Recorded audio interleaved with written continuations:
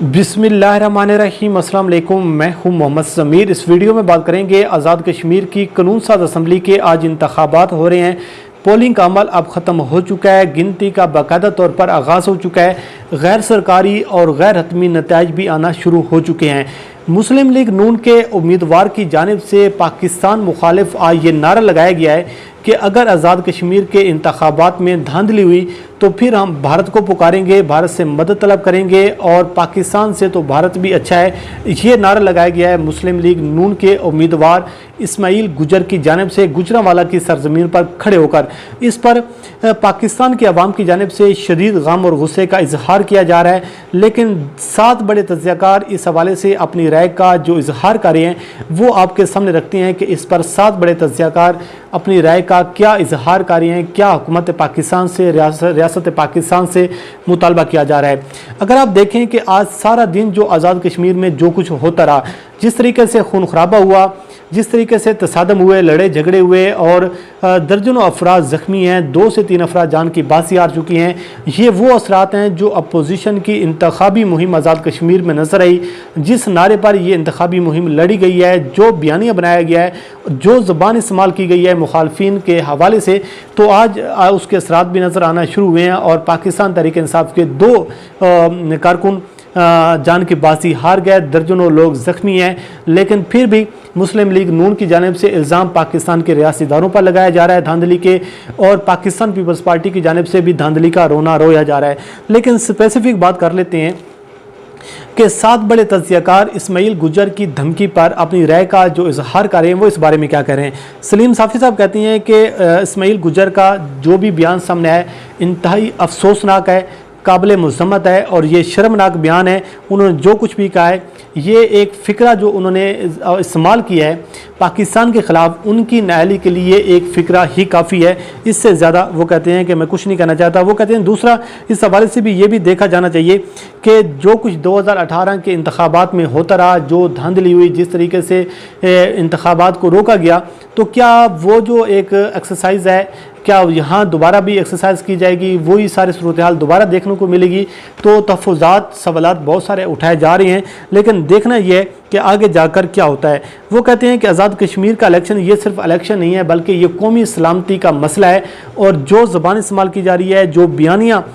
इस सामने आ रहा है, तो हमारे लोगों को इस बात का एहसास होना चाहिए कि पूरी दुनिया देख रही है और इस धांधली के इल्ज़ामात जो लगाए जा रहे हैं, अगर धांधली के इल्ज़ामात पर शोर शराबा बढ़ता है, धांधली के इल्ज़ामात आते हैं, तो फिर भारत जो है दुनिया भर में इस बयानिए को कश्मीर के ख़िलाफ़ इस्तेमाल करेगा। लेकिन चौधरी इस्माइल गुजर का जो बयान है ये इंतहाई अफसोसनाक बात है। अरशद भट्टी कहती हैं कि अपोजिशन ने भी कोई मौका हाथ से जाने नहीं दिया कि किसी भी मौके पर कोई माफ़ी दी जाए, कोई ऐसा बयान न दिया जाए जो पाकिस्तान मुखालिफ ना हो, जो रियासत मुखालिफ ना हो। लेकिन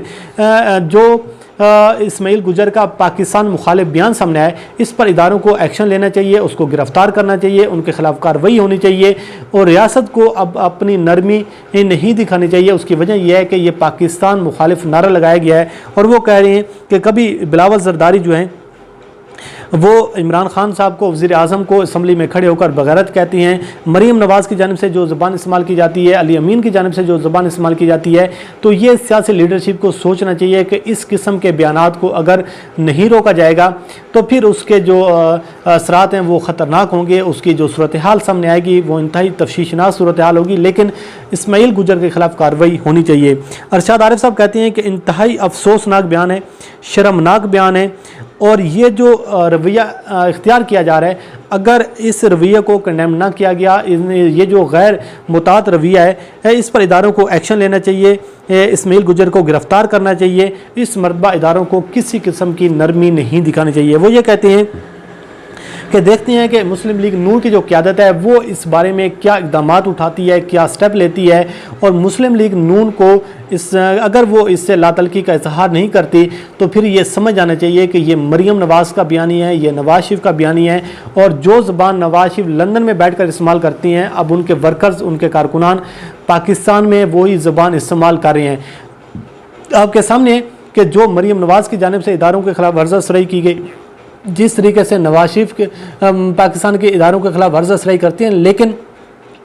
مسلم لیگ نون کا یہ وتیرہ ہے کہ ہمیشہ یہ بھارت کی جانب دیکھتی ہیں، کشمیر میں کھڑے ہو کر لوگ پاکستان کا نعرہ لگاتی ہیں، اپنی جانوں کا نذرانہ دیتی ہیں، لیکن وہ پاکستان زندہ باد کا نعرہ لگاتی ہیں۔ لیکن مسلم لیگ نون کا وتیرہ یہ ہے کہ وہ پاکستان میں کھڑے ہو کر بھارت کے حق میں بات کرتی ہیں، بھارت کا وہ نعرہ لگاتی ہیں، لیکن اس مرتبہ اداروں کو ایکشن لینا چاہیے، اداروں کو کسی قسم کی معافی نہیں دینی چاہیے۔ عارف حمید بھٹی صاحب کہتے ہیں کہ مجھے یقین نہیں آ رہا کہ کوئی بھی شخص، کوئی بھی سیاسی کارکن، کوئی بھی سیاسی جماعت کا ورکر اس قسم کا بیان پاکستان کے خلاف دے سکتا ہے اور وہ بھارت کی طرف وہ دیکھ سکتا ہے، بھارت کو کہتا ہے کہ ہم بھارت کو مدد کے لیے پکاریں گے، بھارت کی وہ دھمکی پاکستان کو دے گا۔ گوجرانوالہ میں کھڑے ہو کر ایک شخص جو ہے وہ پاکستان کے مخالف نعرہ لگا رہا ہے، تو اس کے خلاف کارروائی ہونی چاہیے، بھرپور طریقے سے کارروائی کرنی چاہیے۔ اور مسئلہ یہ ہے کہ یہ جو لیڈرشپ ہے، یہ لیڈرشپ بھی ایسے کرتی ہے مسلم لیگ نون کی کہ وہ اس قسم کے بیانات دیتی ہیں، ان کو دیکھ کر پھر نیچے ورکر جو ہیں، کارکنان ہیں، وہ بھی اس قسم کی بیان بازی کرتے ہیں۔ وہ کہتے ہیں کہ نون لیگ کی قیادت کو ڈس آن کرنا چاہیے، اگر وہ نہیں کرتے تو پھر اس کا مطلب یہ ہے کہ آپ کو سمجھ جانا چاہیے کہ یہ مریم نواز کا بیانیہ ہے، یہ نواز شریف کا بیانیہ ہے۔ ہارون رشید صاحب کہتے ہیں کہ آزاد کشمیر میں الیکشن میں گڑبڑ ہوئی تو ہم انڈیا کو پکاریں گے۔ گوجرانوالہ میں کشمیری الیکشن کے ہنگام میں مسلم لیگ نون کے ایک امیدوار اسماعیل گجر کی پاکستان کو دھمکی، پاکستان کے ریاستی اداروں کو دھمکی۔ وہ کہتے ہیں سبحان اللہ سبحان اللہ۔ مسئلہ یہ ہے کہ پاکستان میں کھڑے ہو کر پاکستان مخالف نعرہ لگانا، تو اداروں کو اس پر کارروائی کرنی چاہیے، اداروں کو ایکشن لینا چاہیے۔ اور ہارون رشید صاحب کہتے ہیں کہ یہ انتخابی مہم کے نتائج اب آنا شروع ہوئے، جو انتخابی مہم مریم نواز نے، نواز شریف نے چلائی، جو پی ڈی ایم میں جو موومنٹ کے دوران جو زبان استعمال کی گئی، اب اس کے اثرات آنا شروع ہوئے ہیں۔ تو پاکستانی عوام کی جانب سے اور تجزیہ کاروں کی جانب سے دیکھیں تو اس بیان کو لے کر اب شدید غم اور غصے کا اظہار کیا جا رہا ہے، اور خاص طور پر یہ اداروں سے مطالبہ کیا جا رہا ہے کہ اب اسماعیل گجر کو گرفتار کرنا چاہیے، ان کے خلاف کارروائی ہونی چاہیے۔ آپ اندازہ کریں کہ مسلم لیگ نون یہ پہلا